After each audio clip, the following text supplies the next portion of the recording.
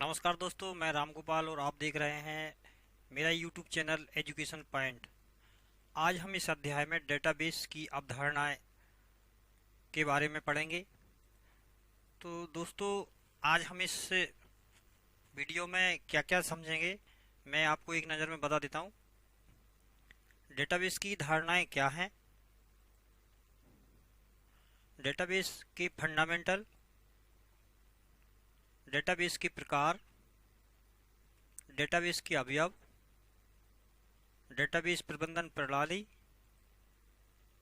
Database की संरचना, database की सीमाएं, डेटाबेस के अनुपयोगी क्षेत्र और डेटाबेस रिलेशनशिप क्षेत्र।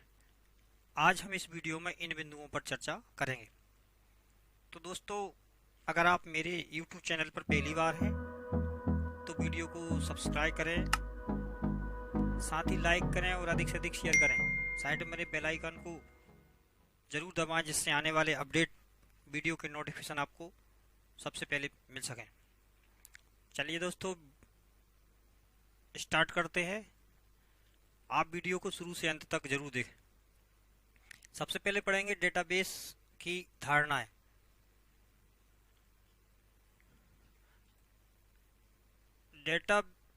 ये डेटाबेस सूचना या डाटा का एक ऐसा व्यवस्थित संग्रह होता है जिससे हम किसी भी सूचना को सरलता से प्राप्त कर सकते हैं। डेटाबेस व्यवस्थित इसलिए होता है क्योंकि इसमें किसी भी डाटा या सूचना को एक निश्चित स्थान पर पहले से तय किए हुए रूप में रखा जाता है ताकि कभी भी आवश्यकता पड़ने पर उसे हम आसानी से ढूंढकर प्रयोग किया जा सके, जिसे हम डेटाबेस कहते हैं। आगे डेटाबेस के फंडामेंटल।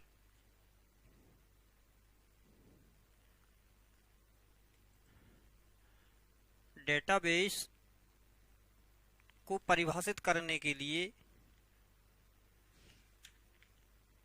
दो पदों की आवश्यकता होती है, जिसका विवरण इस प्रकार है।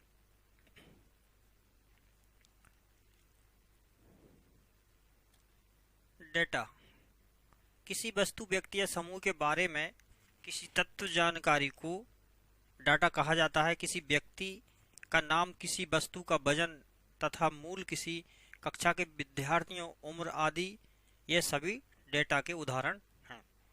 दूसरा, सूचना जब किसी डाटा को सार्थक और उपयोगी बनाने के लिए संसाधित, व्यवस्थित, संचरित, ये यहाँ पे गलत लिखा हुआ है, किया जाता है, उसे हम सूचना कहते हैं।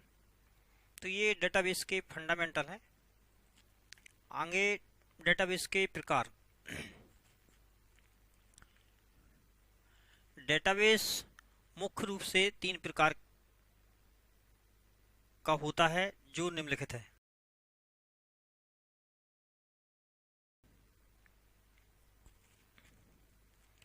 अब बात आती है डेटाबेस के अवयव। डेटाबेस के अवयव कौन कौन से हैं, जो महत्वपूर्ण भूमिका निभाते हैं। Table, field, record, query, form, report आदि डेटाबेस के अवयव होते हैं जिनकी सहायता से एक सफल डेटाबेस को तैयार किया जाता है। इसकी परिभाषा भी थोड़ा समझें तो ये एक डेटाबेस विभिन्न प्रकार के अवयवों से मिलकर बना होता है।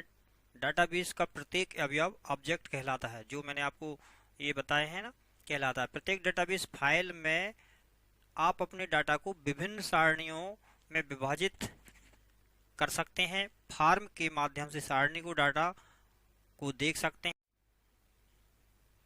फॉर्म के माध्यम से सारणी के डाटा को देख सकते हैं, नया डाटा जोड़ सकते हैं तथा अपडेट भी कर सकते हैं।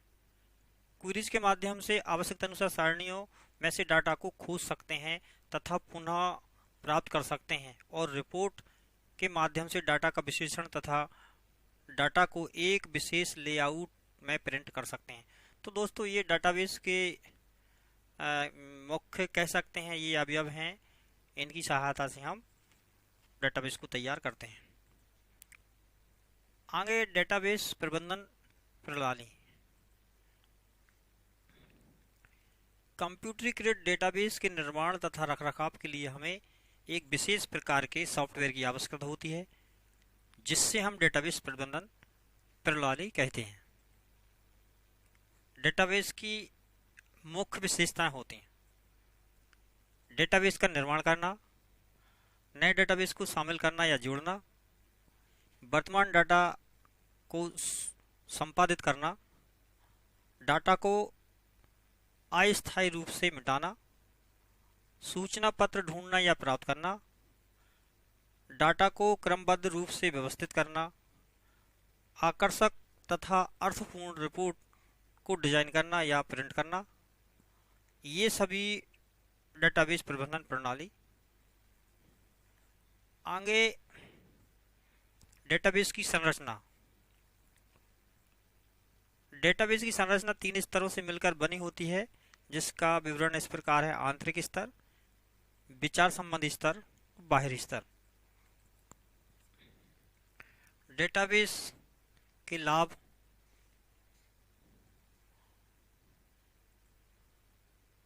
डेटाबेस के कई प्रकार के लाभ होते हैं जो निम्नलिखित हैं। नंबर 1, डाटा के दोहराव में कमी, डाटा की स्थिरता, डाटा की साझेदारी, डाटा की सुरक्षा, डाटा की संपूर्णता आदि ये डाटाबेस के लाभ हैं। डाटाबेस के अनुप्रयोगी क्षेत्र। इसमें बैंकिंग, विश्वविद्यालय, रिजर्वेशन, क्रेडिट कार्ड के लेने देने में, संचार, विक्रय, वित्तीय और आखिर में एचआर। जो एचआर होता है, ये एचआर कर्मचारी और उनके वेतन, टैक्स आदि के बारे में जानकारी संग्रहित करने के लिए एचआर का उपयोग किया जाता है। तो ये डेटाबेस के अनुप्रयोगी क्षेत्र हैं। आगे डेटाबेस रिलेशनशिप। यह एंटिटीज के मध्य परस्पर संबंधों को दर्शाता है। यह ईआर डायग्राम में डायमंड की आकृति वाले बॉक्स के द्वारा दर्शाया जाता है, जिसे हम दर्शाया जाता है। रिलेशनशिप को 3 भागों में बांट सकते हैं: 1 to 1, मैन टू 1 और 1 to मैन। तो दोस्तों, ये आज का अध्याय था, जिसमें हमने डाटाबेस की धारणाओं से संबंधित कुछ महत्वपूर्ण जानकारी थी, जिसे हम फंडामेंटल के अंतर्गत कहते हैं, ये हमने जानी। तो दोस्तों, वीडियो अच्छा लगा हो तो अधिक से अधिक लाइक करें, शेयर करें और चैनल को सब्सक्राइब करें। साथ ही बेल बटन को जरूर दबाएं, जिससे आने वाले अपडेट वीडियो के नोटिफिकेशन आपको मिल सकें। तो दोस्तों, अगले वीडियो में फिर मिलेंगे। तब तक के लिए धन्यवाद। और अगले अध्याय में हम डाटा संचार एवं नेटवर्किंग के बारे में पढ़ेंगे।